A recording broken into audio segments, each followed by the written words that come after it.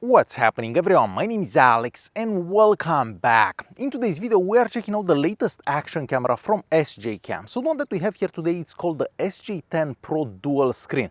Of course, just like the name suggests, we have a screen on the front and a screen on the back. So the same as we've seen on the GoPro 11 or the DJI Osmo Action 3.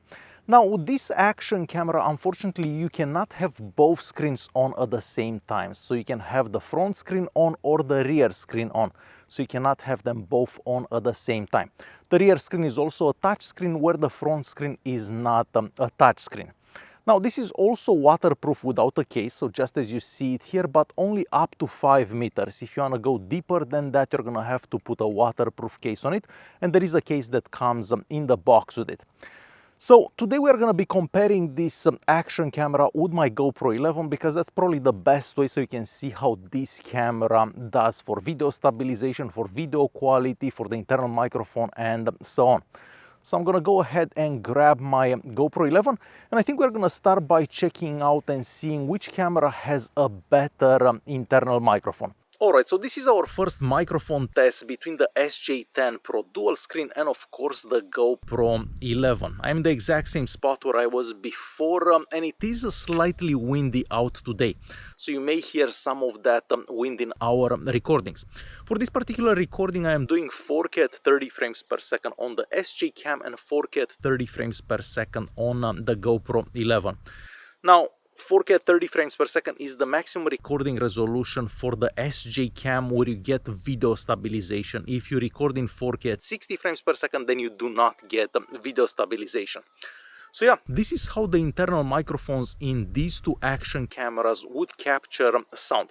I'm basically holding the cameras about 2 feet away from my face and talking normally. And as I said, it is slightly windy out today. So which one sounds better in your opinion? So the sound quality from the internal microphone from this SJCAM is definitely better than a lot of other SJCAMs that I've tried in the past, but compared to the GoPro 11, I feel the GoPro 11 is the clear winner for that internal microphone. Alright, next we're gonna move on and do a couple of tests so I can show you how the video stabilization works on these two action cameras. Alright, so next we are moving on to our video stabilization test. I'm currently recording in 4K at 30 frames per second with both action cameras because this resolution, the SJCAM, does have video stabilization. With the GoPro 11, of course, you can record at any resolution and you have video stabilization. I'm also going to start running. We'll turn around somewhere around here and we'll run towards my bicycle. And I'm gonna start walking once again. Of course, I can't really see how that did without seeing the footage on the computer quite yet. But let me know in a comment down below your thoughts about the stabilization that we get on the SJCAM. Okay, and we are moving on to our next test for video stabilization. For this test, I will be riding the bicycle. Of course, I'll try to keep the cameras as steady as I can, but we'll see what the video stabilization on each one of them can do. So we'll go this way, we're gonna go right, we'll go left, we'll go back right, back left, we'll keep going straight for a bit, then we're gonna turn right somewhere around here, and left again, and we'll stop somewhere around here. So this is how the video stabilization on the GoPro 11 and the SJCAM SJ10 Pro would work under these conditions basically. So personally, I kind of knew what to expect regarding the video stabilization on these two action cameras. I mean, the GoPro 11 is one of the best, if not the best action camera for video stabilization. So I was kind of expecting it to do better than the SJCAM, and of course it did. Now, this one does okay compared to other SJCAM cameras, but for that price, I was actually expecting that the video stabilization from it would be better. Next, we're going to move on and check out some other sample recordings so we can see which one has the better video quality. Alright, and we are moving on to our next test. For this test, I've switched the resolution to 1080p at 60 frames per second. The SJCAM can do 1080p at 120 frames per second, where the GoPro could do 1080p at 240 frames per second. So just so you have an idea. We also have video stabilization at this resolution. So we're gonna pan left slowly,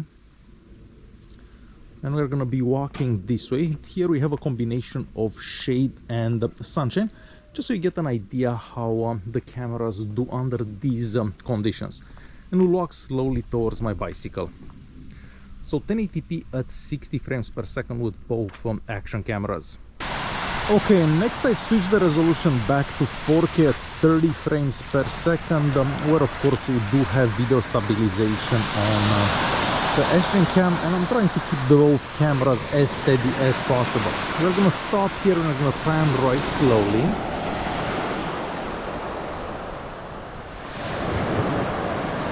And back left, so basically towards the sun. So 4K at 30 frames per second with both cameras.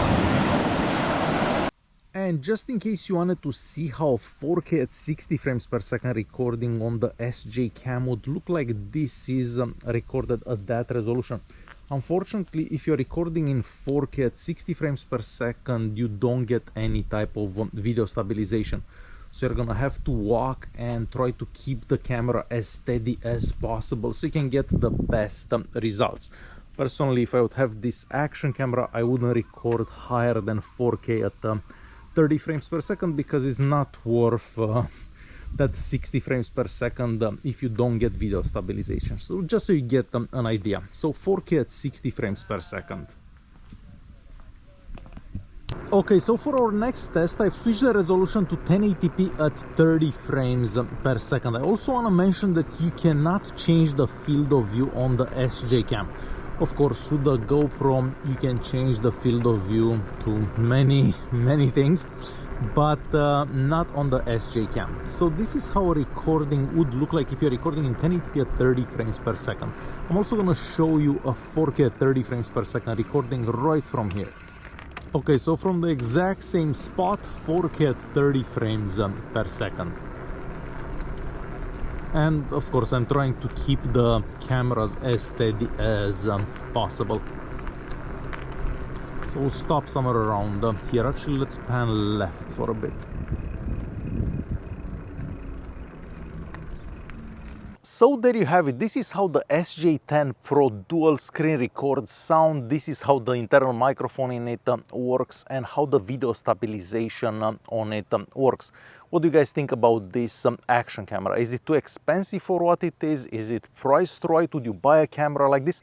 Definitely leave a comment down below and let me know your thoughts. Thanks for watching, and I'll see you guys in the next one.